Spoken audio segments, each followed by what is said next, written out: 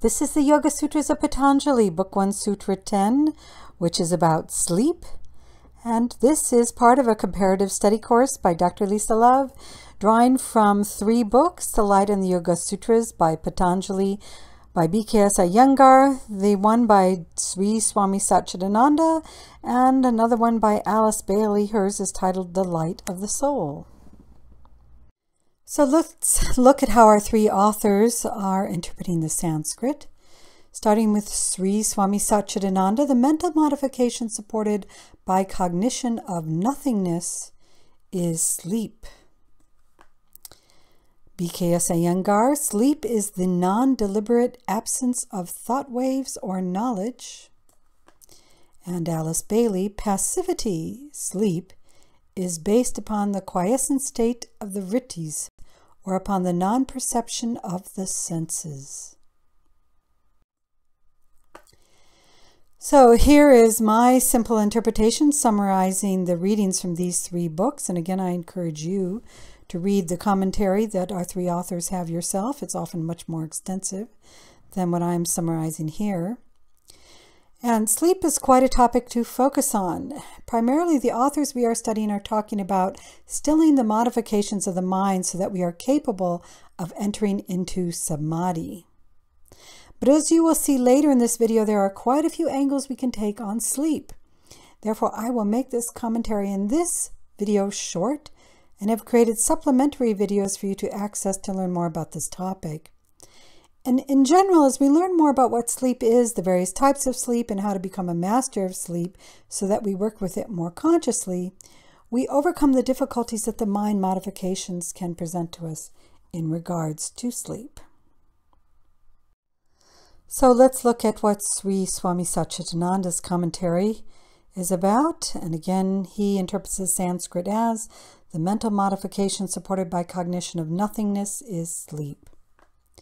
So Sri Swami Satchidananda has a little commentary on this sutra, and he focuses primarily on the thought of having no thought, the cognition of nothingness, except the thought of emptiness in the mind when one wakes up.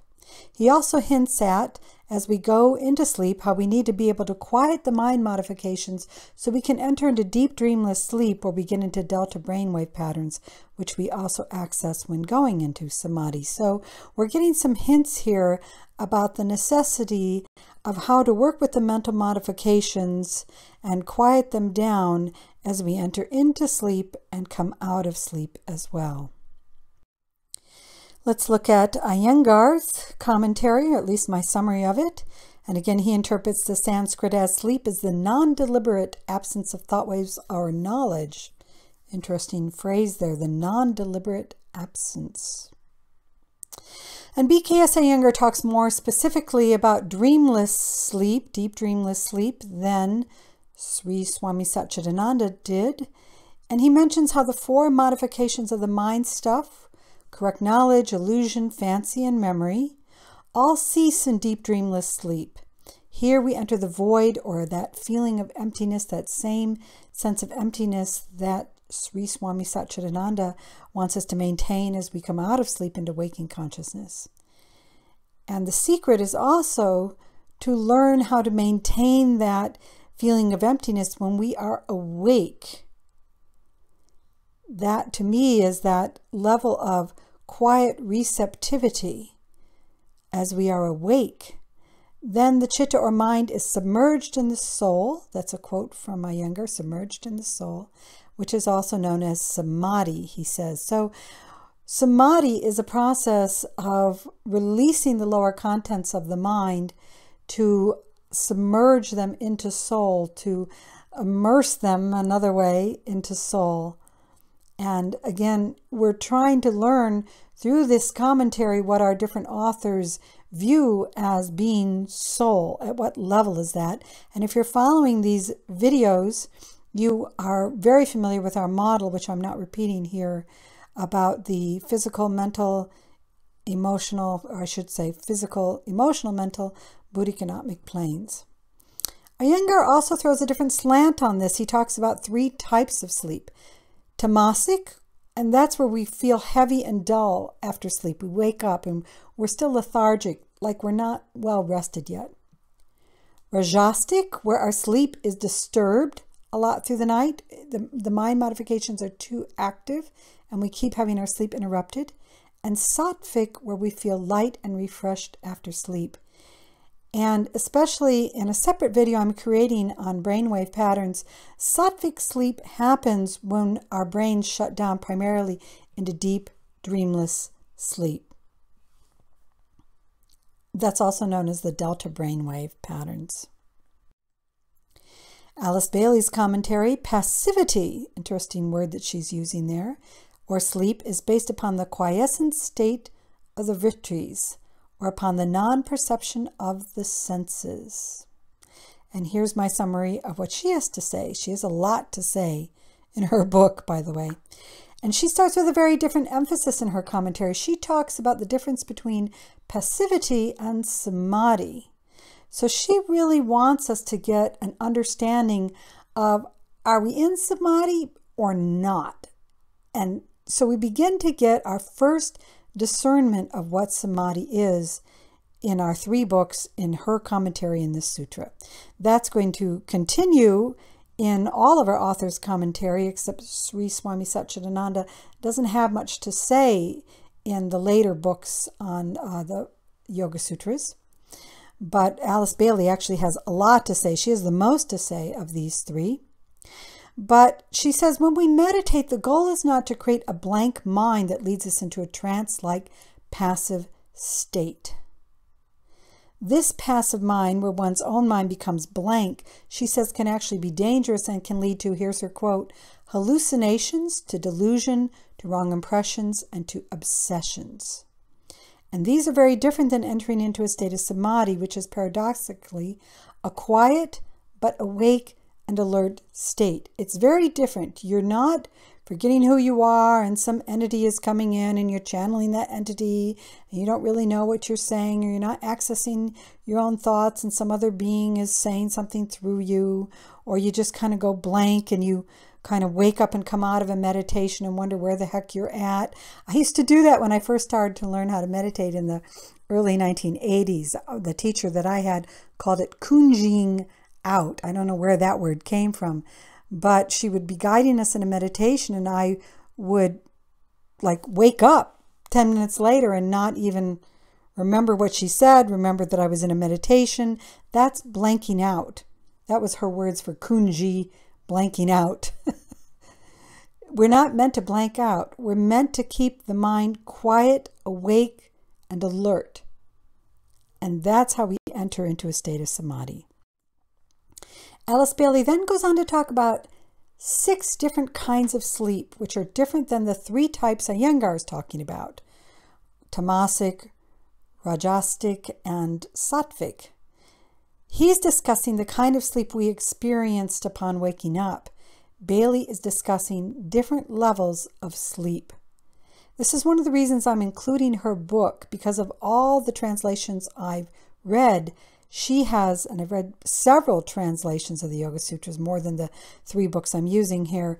She has some of the most interesting ideas, and that's why I've included her. So, different levels of sleep. 1, the sleep of the physical body, where the brain shuts down and in a sense is just recharging. That's one type of sleep. How the mental modifications of the mind go to sleep or are quieted down, either because you're kunjing or trancing out, they've just gone to sleep and you're like, where was I? What was I thinking? What happened in that meditation? I don't remember anything. Who was being channeled through me? What the heck was going on? But there's another way that the mental modifications of the mind are going to sleep, and that's how you quiet them down in proper meditation to become alert and yet quiet, receptive, and prepared to enter into samadhi.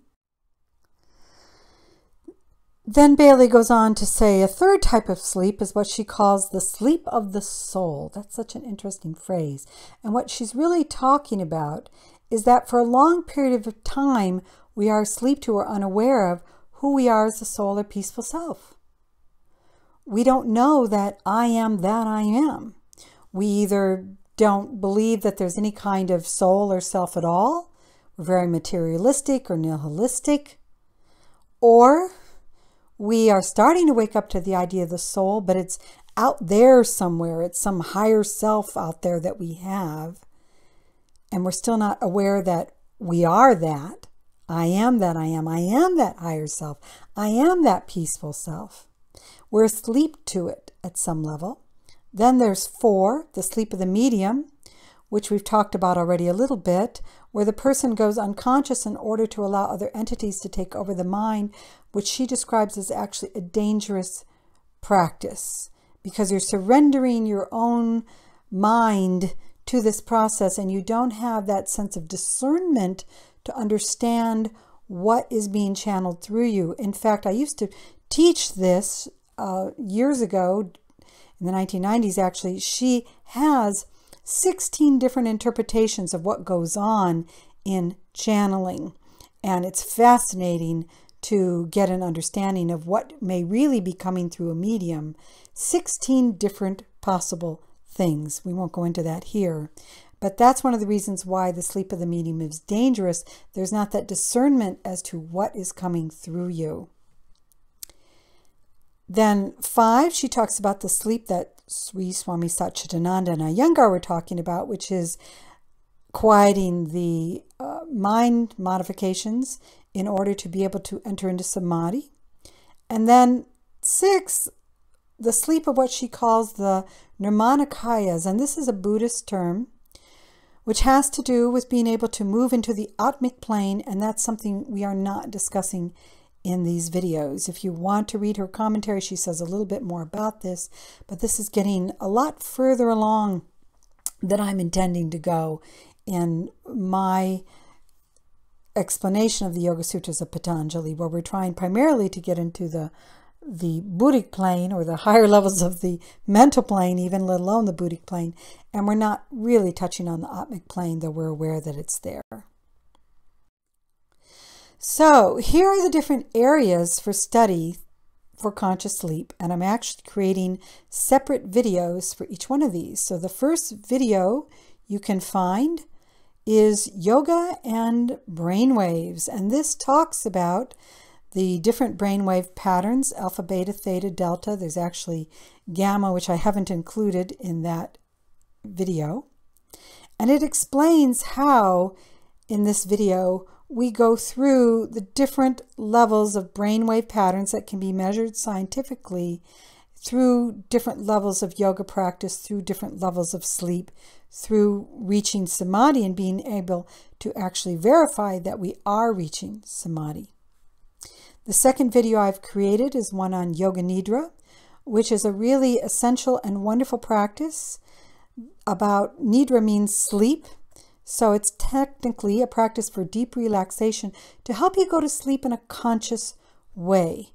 And that's key because in that video on Yoga Nidra, I researched a lot of videos that were already on YouTube, and so many of them are just a deep relaxation practice, and that's not pushing it far enough.